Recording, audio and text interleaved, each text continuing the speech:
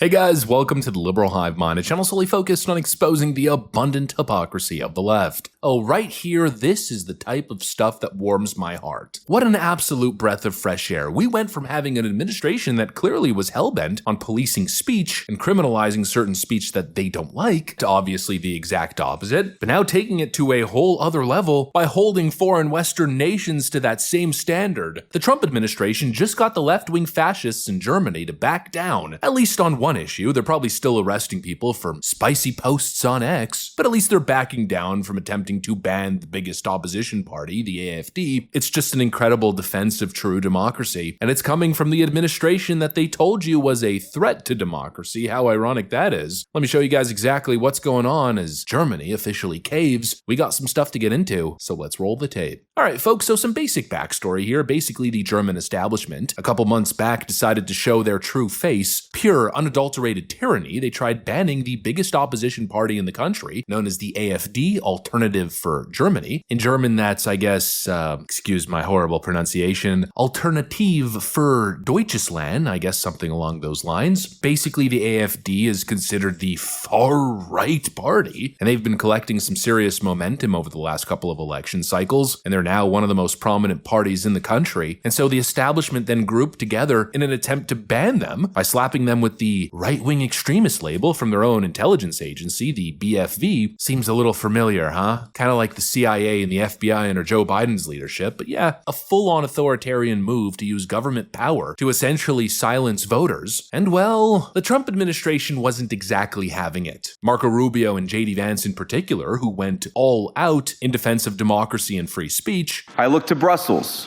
where EU commissars warn citizens that they intend to shut down social media during times of civil unrest the moment they spot what they've judged to be, quote, hateful content. Or to this very country, where police have carried out raids against citizens suspected of posting anti-feminist comments online as part of, quote, combating misogyny on the internet, a day of action.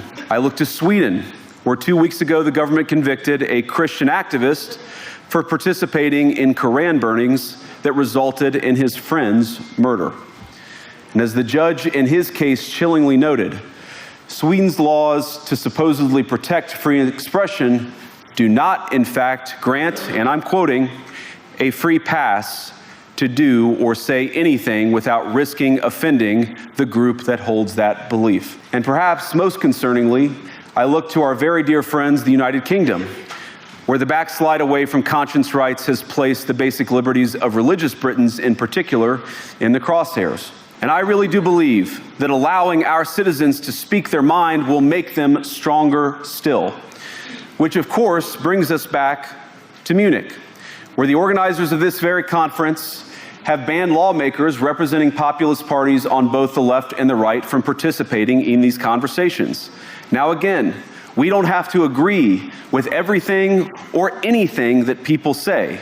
But when people represent, when political leaders represent an important constituency, it is incumbent upon us to at least participate in dialogue with them. Now, to many of us on the other side of the Atlantic, it looks more and more like old entrenched interests hiding behind ugly Soviet-era words like misinformation and disinformation, who simply don't like the idea that somebody with an alternative viewpoint might express a different opinion or, God forbid, vote a different way or, even worse, win an election. I believe that dismissing people, dismissing their concerns, or worse yet, shutting down media, shutting down elections, or shutting people out of the political process protects nothing.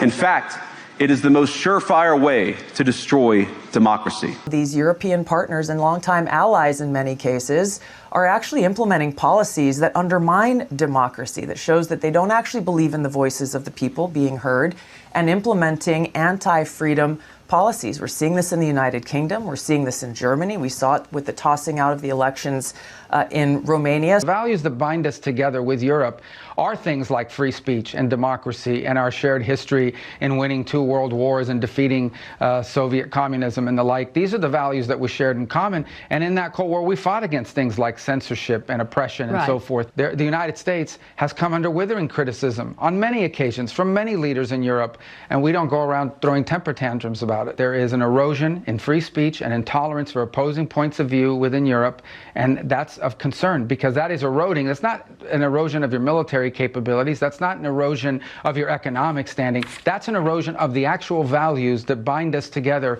in this transatlantic union that everybody talks about. And I think allies and friends and partners that have worked together now for 80 years should be able to speak frankly to one another in open forums without being offended, insulted, or upset. Tom Cotton even joined in and went as far as saying, stop cooperating with German intelligence. And then following the pressure campaign from the Trump administration and GOP, the German BFV officially yanked the extremist label off of their website. It's exactly like I said in the intro. This administration is standing up for rights, for democracy, and for the Western world despite the media telling you that they threaten said democracy. The most important pillar of a free society is the right to dissent. And essentially, we have these Looney Tune wannabe fascist leftist characters who have found themselves in positions of power across the Western world, and they're trying to take that right away from people who they disagree with. Donald Trump didn't just save America from the fascist leftist takeover. No, it seems like he also saved Germany, at least to a certain extent. They tried making policy dissent illegal in a Western country. Just think about that. The AfD wants to close borders. They want to shut down immigration. They're a party of nationalists. What exactly about that should be illegal or banned? It's simply a difference of opinion and policy, and they tried using the slimiest tactics to slap that opposition party with a label and then use that as a premise to shut them down, to use the full force of the state to shut down a political party. It's completely insane. The right to have a policy disagreement is the backbone of any free society. And if you can't disagree with your government and what it's doing, if you can't challenge the ruling elite without being labeled, shut down, and pushed out of committee positions, you're essentially living in a soft dictatorship. Plain and simple. The German establishment thought that they could rig the system by using their intelligence agencies as political hitmen. And when the Trump administration stepped in, their establishment leaders lashed out, claiming America was trying to interfere, they say. America's putting its nose where it doesn't belong, right? That was the implication.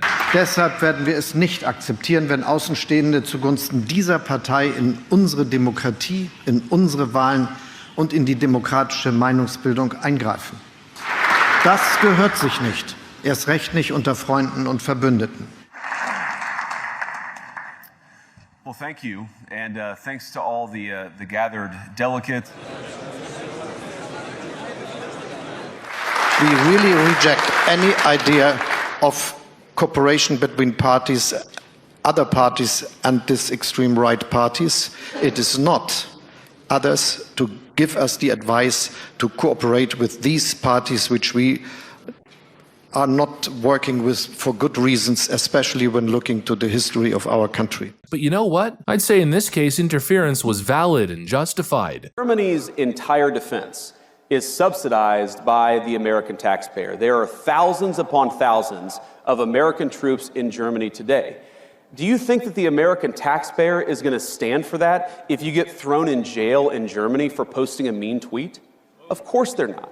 Right? So the point that I try to make to our European friends, and I think that they're our friends, I believe that, I know President Trump does, is that friendship is based on shared values. You do not have shared values if you're jailing people for saying we should close down our border. You don't have shared values if you cancel elections because you don't like the result, and that happened in Romania. You do not have shared values if you're so afraid of your own people that you silence them and shut them up. Absolutely right. If anything, the American government and the taxpayer have a say in the matter because America pays for your defense. And that international cooperation is built on the assumption that we share certain values. And the value of free speech, a free society, the right to dissent, the right to criticize a government, the right to disagree with government policy, that is the most core value at the heart of all of it. And whether or not you like their politics, the AfD deserves a voice because they represent represent a good chunk of the German electorate. And pure and simple, anybody who doesn't believe that is a fascist. Regardless of how many times they tell you they're anti-fascist or they're fighting fascism, if you are shutting down speech and attempting to shut down democracy, you are, in fact, the baddies. Hans,